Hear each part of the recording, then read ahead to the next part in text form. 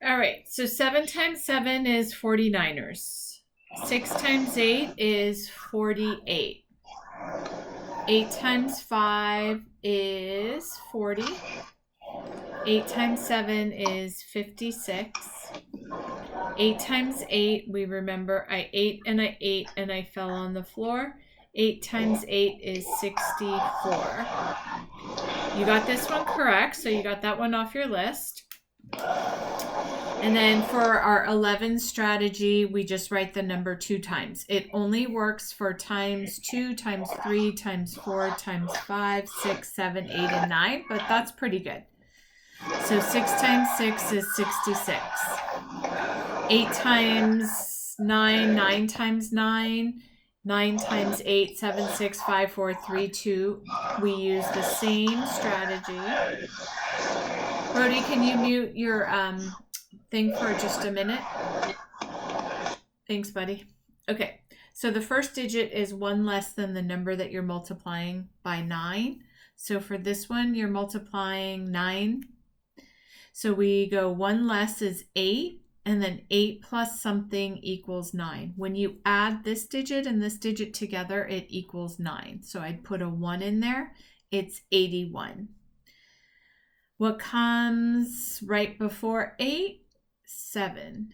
7 plus something equals 9. It's 72. What's 1 less than 7? 6. 6 plus something equals 9. 63. What's 1 less than 6? 5. 5 plus something equals 9. 4. 54.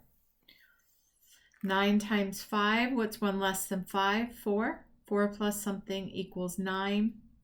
It is a 5. 9 times 4. What's 1 less? 3. 3 plus something equals 9. 6. 9 times 3, we do a 2. 2 plus something equals 9. It is a 7. Okay, so there might be a couple ways that you learn to multi-digit multiply. So I'm going to show you 2 of the ways that they commonly teach. So the first way is this way.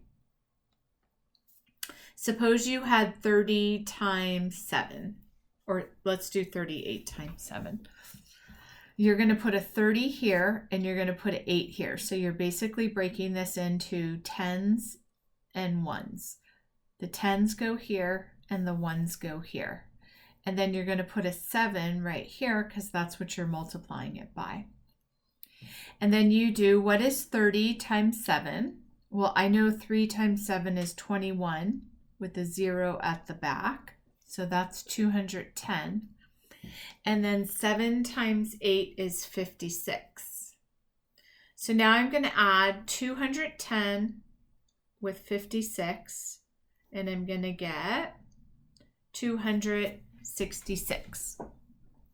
If you do it with 3 digits, so suppose it was 325, you're going to say 300 here, and then here's your 20, and then here is your 5. So you're splitting this up to 320 and a 5.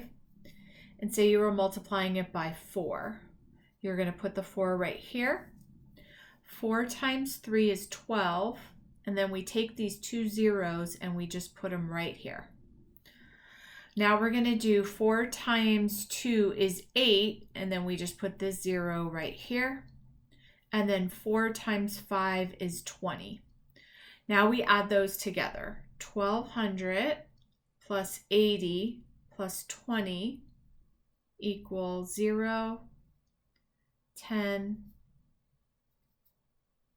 3, and 1. So it's 1300. So this is the first way. I don't know how you're going to learn it, but you'll probably learn 2 ways. The second way is to do it like this. So first you're going to do 8 times 7 is 56. So you're going to put the 5 here and the 6 here. Then you're going to do this. 3 times 7 is 21, and then you add this in. So 21 plus 5 is 26. If you were doing a 3-digit by 1 digit, you're going to do 5 times 4 is 20. 4 times 2 is 8. You add this in 9, 10. So you put the 1 here and the 0 here. 4 times 3 is 12.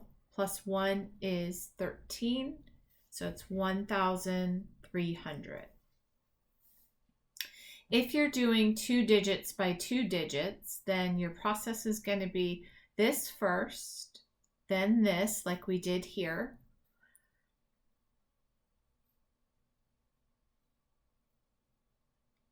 So we're going to do the same exact steps, and then we put a 0 right in the ones place on the second row. And this is always a 0, and it's always right under the ones place. Now we're going to cross this off because this was for this part right here. And we're going to do 8 times 2 is 16. So we put the 6 here and we put the 1 here. 3 times 2 is 6 plus 1 is 7. Now we add these together. 6 plus 0 is 6. 6 plus 6 is 12. And then 7 plus 2 plus 1 is 10. Then we put our comma in there. If we have 2 digits here, we're going to do the same exact thing we did for our problem over here. So 5 times 4 is 20. 4 times 2 is 8, plus 2 is 10. 4 times 3 is 12, plus 1 is 13.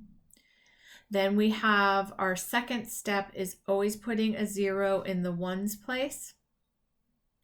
And then we're going to do 2 times 5 is 10. So you put the 1 here and you put the 0 here. 2 times 2 is 4 plus 1 is 5. 3 times 2 is 6. And now we add all of this together. 7,800.